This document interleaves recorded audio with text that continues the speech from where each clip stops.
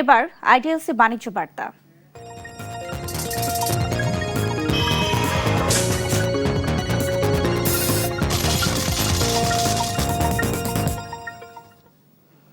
প্রায় 1 মাস বন্ধ থাকার পর চালু হচ্ছে দেশের একমাত্র রাষ্ট্রায়ত্ত তেল শোধনাগার স্টার্ন রিফাইনারি। সৌদি আরব থেকে আসা ক্রুড অয়েল বন্দর থেকে যাচ্ছে রিফাইনারি ট্যাঙ্কে। ক্রুড অয়েল আসায় চলছে কারখানা চালুর জোর প্রস্তুতি। আশা করা হচ্ছে বিকেলের মধ্যে শুরু হবে উৎপাদন কার্যক্রম। সৌদি আরব থেকে ক্রুড অয়েল নিয়ে আসা ট্যাঙ্কার জাহাজ এমটি নিনেমিয়া কুতুবদিয়া অ্যাঙ্করে নোঙর করে বুধবার রাত 10টার দিকে শুরু হয় লাইটারিং কার্যক্রম। 6টি লাইটার জাহাজের মাধ্যমে ধাপে ধাপে ক্রুড অয়েল খালাস করে তা পৌঁছে দেওয়া হয় ইস্টার্ন রিফাইনারির সংরক্ষণ ট্যাঙ্কে।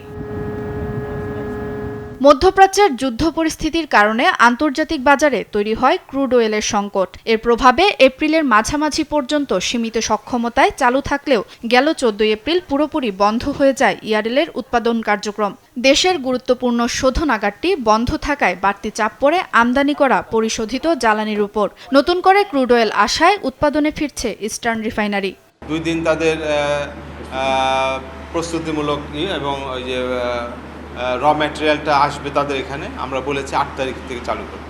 নেক্সট পার্সেলটাও আমরা অলরেডি জাহাজ ঠিক করার জন্য আমাদের বিএসসিকে আমরা বলেছি এবং এটা তারা কাজ শুরু করে। এদিকে